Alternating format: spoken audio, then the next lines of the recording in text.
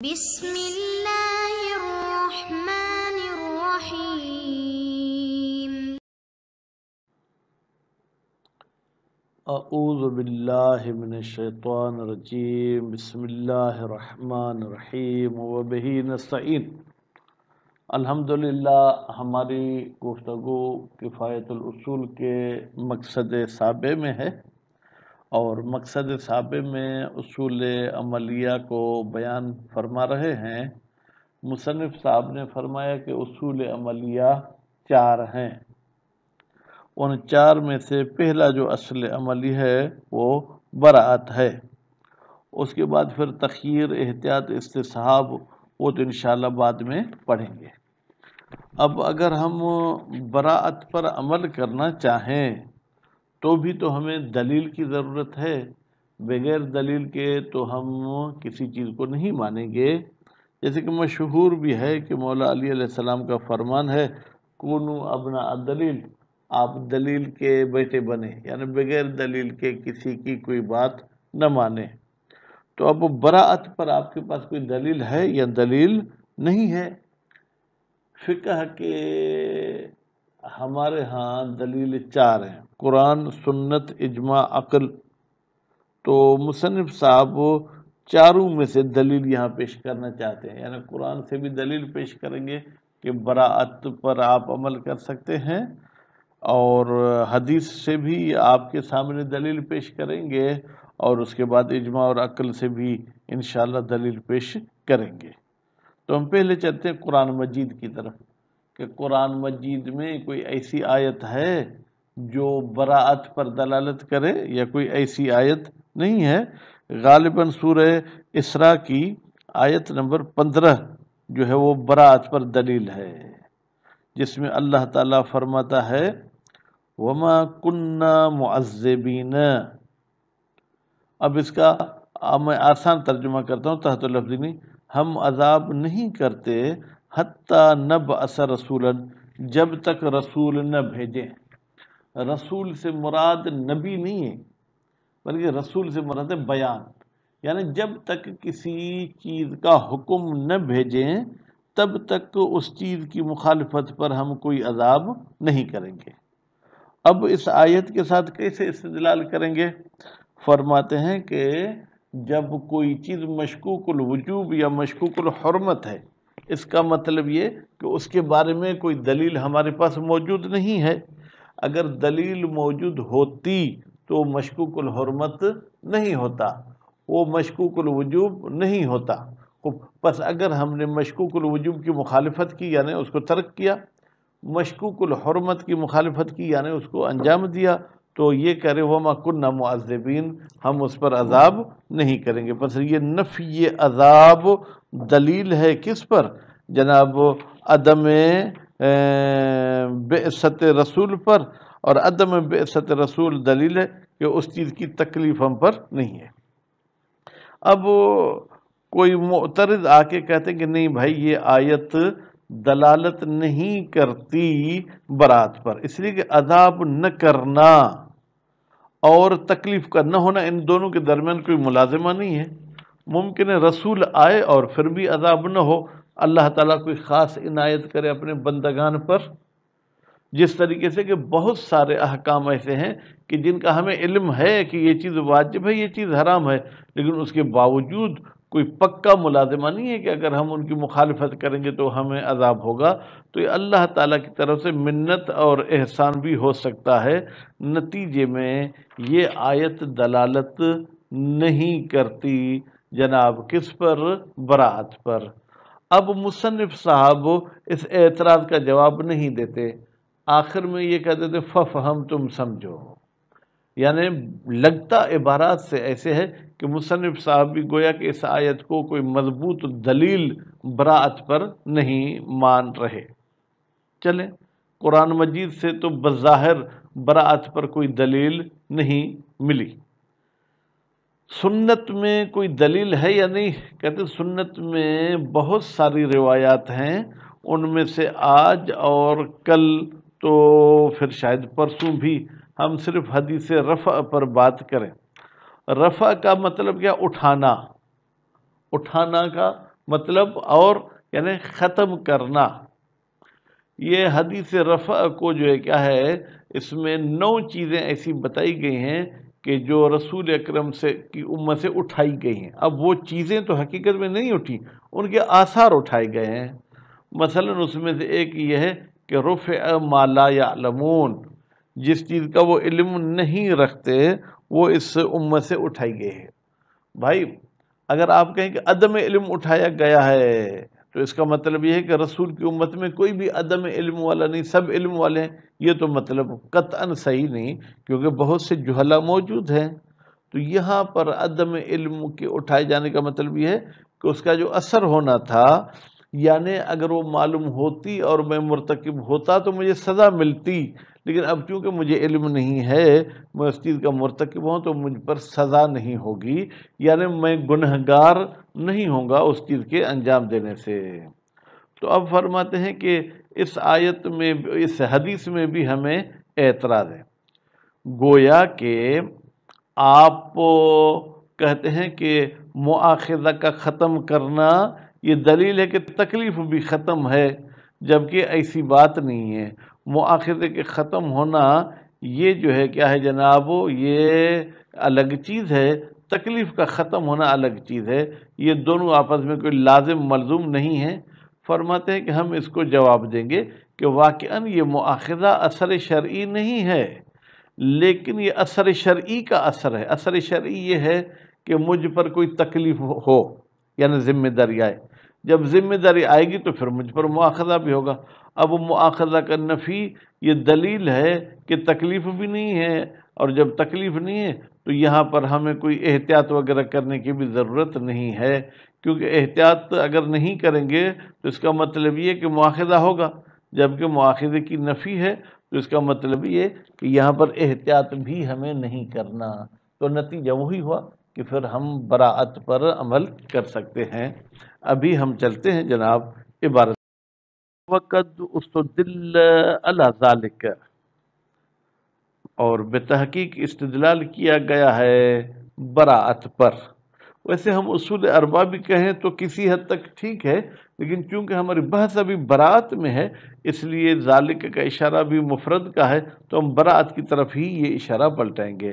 بالادلۃ الاربعۃ، جناب 4 ادلہ میں بحث کی گئی. اما الکتاب، سب سے پہلے تو کتاب سے جو بحث کی گئی ہے، فبآیات، تو پھر اس میں جو ہے کیا ہے جناب، چند آیات ہیں. اظہرھا، ان آیات میں سب سے زیادہ واضح تر، جو سب سے زیادہ ظہور رکھتی ہے براءت پر، وہ قولہ تعالی، وہ اللہ تعالیٰ کا قول ہے. وما کننا معذبین، ہم عذاب کرنے والے نہیں، حتی نبعث رسولا، یہاں تک کہ ہم کوئی رسول بھیجیں. اب اس آیت سے استدلال کیسے کریں گے؟ جیسے کہ میں نے آپ کو خلاصے میں بتا دیا تھا، وہ یہ تھا کہ آپ کہتے ہیں کہ بھائی جب تک رسول نہ آئے، یعنی جب تک ہمیں اس چیز کی معلومات نہ آئے عذاب نہیں ہوگا. تو مشکوک الوجوب اور مشکوک الحرمت کی کوئی ہمارے پاس معلومات نہیں آئی تو عذاب نہیں ہوگا. نتیجے میں ہم مشکوک الوجوب کو ترک کر سکتے ہیں، مشکوک الحرمت کو انجام دے سکتے ہیں. وفیہ، فرماتے ہیں کہ اس استدلال میں ہمیں اعتراض ہے. ان نفی تعذیب، بتحقیق عذاب کی نفی کرنا، خوب قبل اتمام الحجت، اتمام حجت سے پہلے. وہ اتمام حجت کیسے ہوتی ہے؟ ببعث رسل، کہ اللہ تعالیٰ کی طرف سے رسل بھیجے جائیں. رسل یعنی خود نبی بھی ہو سکتا ہے یا کسی طریقے سے خدا کی طرف سے وہ بیان آ جائے. لعلہ، تو یہ شاید نفی تعذیب کیوں ہے؟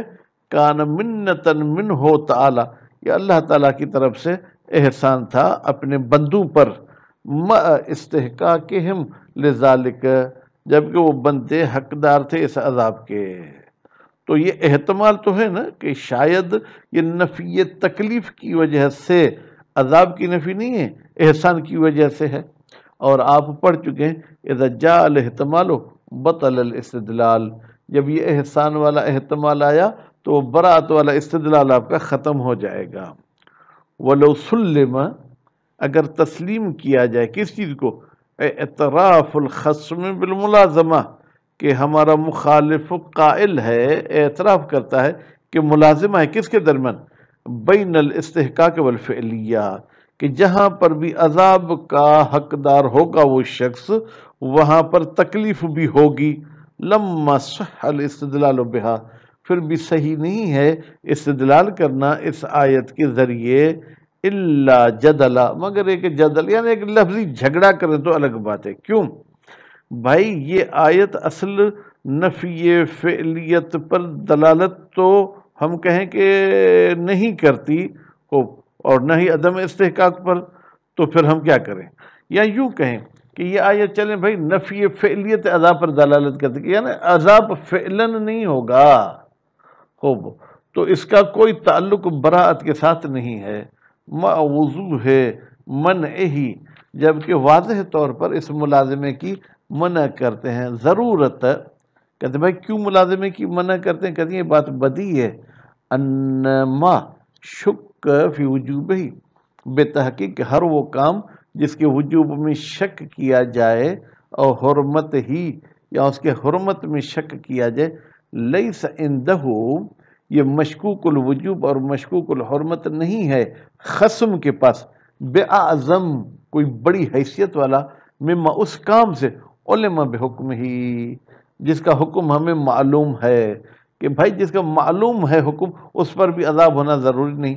ولیس حال الوعید، کہتے ہیں یہ جو دھمکی دی جاتی ہے عذاب کی، فی ہے کی ضمیر جائے کہ مما علم کی طرف ہو، الا، یہ دھمکی نہیں ہے مگر کالوعید بہی، جیسے کہ جناب جو ہے کیا ہے دھمکی دی گئی ہے استحقاق عذاب کی، فی ہے اس معلوم میں، یہ کوئی ملازمہ نہیں ہے، ففہم، تو آپ سمجھیں۔ لیس حال الوعید بالعذاب، فی ہے کی ضمیر جو ہے اس کی طرف جائے گی، مشکوک الحکم کی طرف، میں نے شاید مما علمہ کی طرف پلٹے، وہ ٹھیک نہیں ہے۔ تو چلیں آیت کے ذریعے جناب کوئی دلیل ہمیں نہیں ملی برات پر۔ وَأَمَّا السُّنَّةُ، سنت میں کوئی دلیل موجود ہے یا کوئی دلیل موجود نہیں ہے؟ فروایات، اس میں چند روایات ہیں، منہا، ان روایات میں سے حدیث رفع، ایک حدیث رفع ہے، حدیث رفع جس میں 9 چیزیں جو ہے کیا ہے جناب وہ رسول کی امت سے اٹھائی گئی ہیں، حیثو عد، جبکہ گنا گیا ہے، ٹھیک ہے، گنتی کی گئی ہے، ما لا یعلمون، وہ چیزیں جو مکلف نہیں جانتا، ٹھیک ہے، ان کو کس چیز میں گنتی کیا گیا ہے، کس چیز میں کاؤنٹ کیا گیا ہے؟ من التسعۃ المرفوعۃ، ان 9 میں جو اٹھائی گئی ہیں، فی ہے اس حدیث رفع میں۔ فالالزام المجہول، اگر آپ مجہول چیز بھی کسی پر لازم کرتے ہیں تو یہ تو مما لا یعلمون، یہ اس چیزوں میں سے جس کو وہ شخص نہیں جانتا، فہو مرفوع فعلا، تو جس چیز کا علم نہیں ہے وہ فعلا، یعنی ابھی اس کی تکلیف کلیئر نہیں ہوئی ہے، وَإِنْ كَانَ ثَابِتًا واقعاً، اگرچہ وہ چیز ممکن ہے کہ حقیقت میں جو کہ وہ ثابت ہو، فلا مؤاخذۃ علیہ، تو نتیجے میں اس مجہول پر کسی قسم کی کوئی سزا نہیں ہوگی، قطعاً یہ بات یقینی ہے۔ لا یقال، کہتے ہیں ایسا کوئی اعتراض نہیں کیا جانا چاہیے، لیست المؤاخذۃ من الآثار الشرعیہ، کہتے ہیں مؤاخذہ آثار شرعیہ میں سے نہیں ہے، کہ تاکہ ترتفع بارتفاع تکلیف، وہ بھی ختم ہو جائے تکلیف کے ختم ہونے سے، المجہول ظاہراً، وہ تکلیف جو ظاہری طور پر ہمارے لیے مجہول ہے، فلا دلالت لہ، تو نتیجے میں اس حدیث کی کوئی دلالت نہیں ہے علی ارتفاع المؤاخذہ، مؤاخذہ کے ختم ہونے پر، کہتے ہیں نتیجے میں یہ حدیث مؤاخذہ کے ختم ہونے پر دلالت نہیں کرتی۔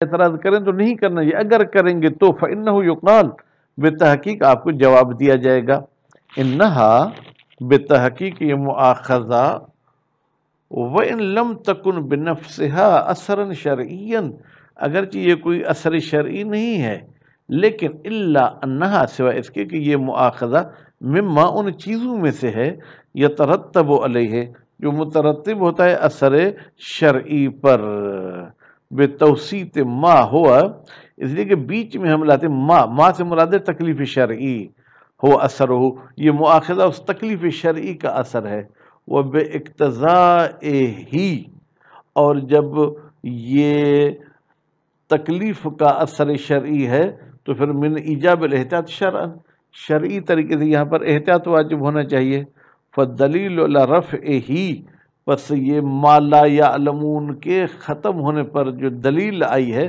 دلیل یہ دلیل ہے علی عدم ایجابہ کہ احتیاط واجب نہیں ہے، المستتبع جب احتیاط واجب نہیں تو اس کے پیچھے کیا آئے گا، لعدم استحقاق العقوبت، کہ بھائی یہ شخص جو مخالفت کرتا ہے اس مشکوک چیز کی، اس میں سزا نہیں ہوگی علی مخالفت ہی، اگر یہ اس کی مخالفت کرے گا۔ وصلی اللہ علی محمد و آل محمد۔